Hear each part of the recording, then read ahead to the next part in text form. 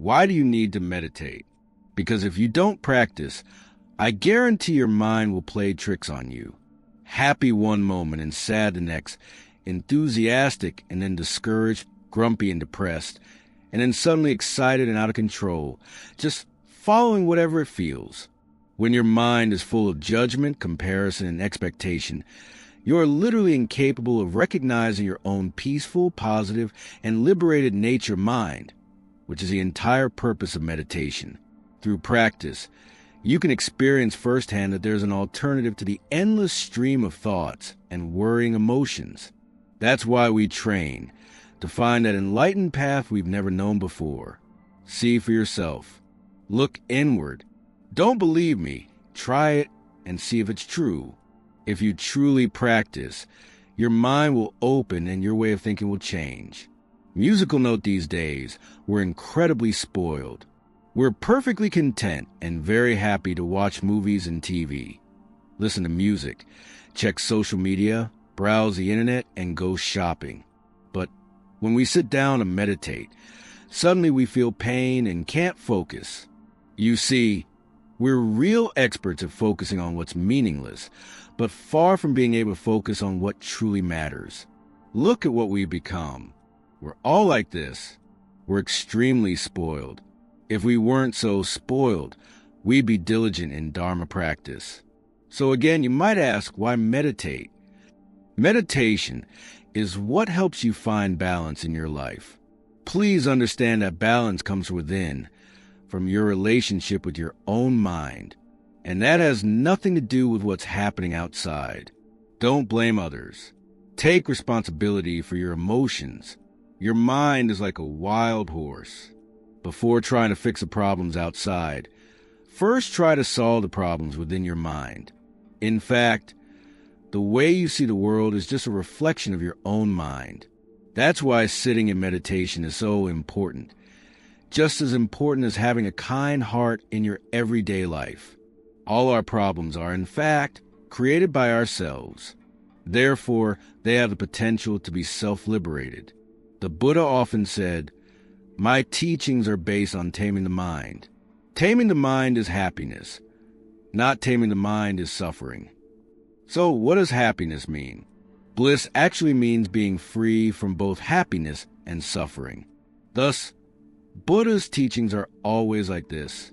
But nowadays, they become a trend, like fashion, becoming a fashionable meditator or spiritual practitioner.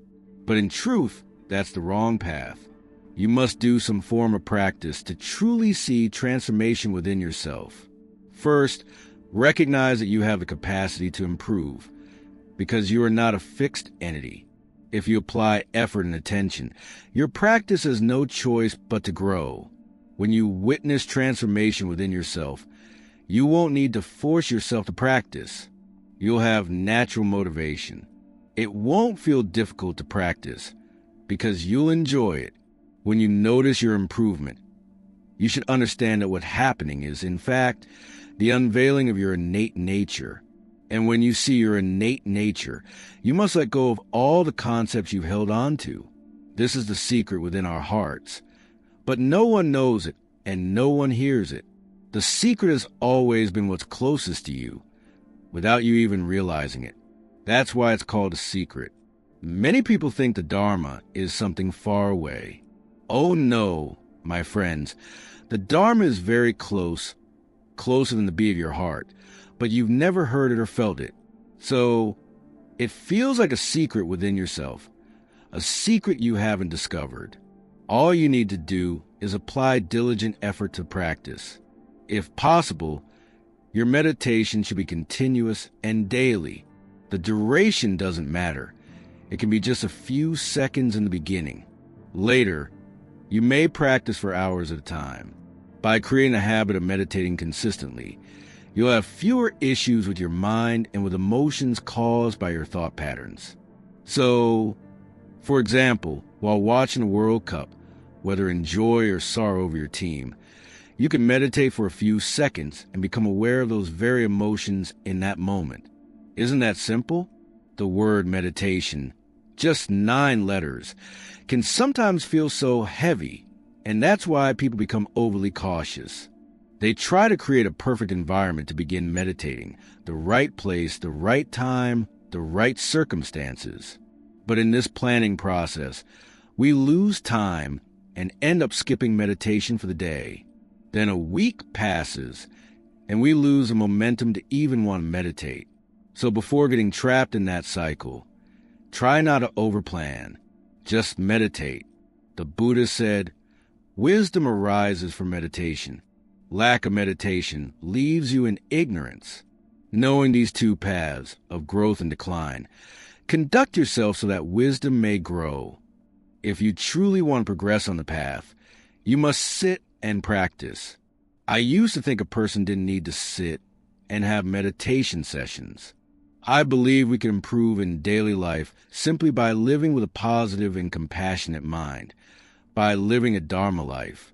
But you can see for yourself, as I did, that it's not enough. There are several reasons why. First, without sitting, your mind will definitely become more and more restless and unstable. That clearly shows it's not enough. See for yourself. Second, without practice, there are far more distractions. Quick and unnecessary distractions. Unnecessary thoughts arise quickly, showing clearly that you're not practicing. Third, whenever you're asked to sit and meditate, alone or with the Sangha, your mind becomes confused. Again, this proves it's not enough. If you're not sitting and you're just walking around thinking positively, that doesn't really count as complete training. If you truly want to make progress on the path, you must sit and meditate with patience and diligence. You need to sit, because when your body is still and your voice is quiet, all that remains to observe is the mind. Simple. Don't fool yourself. See for yourself. Without practice, you are not ready. Look at your mind. Just observe your own mind. If you think you're a practitioner but you don't make time for meditation, then you're not really practicing. You're just imagining you are. Don't be foolish. Don't deceive yourself.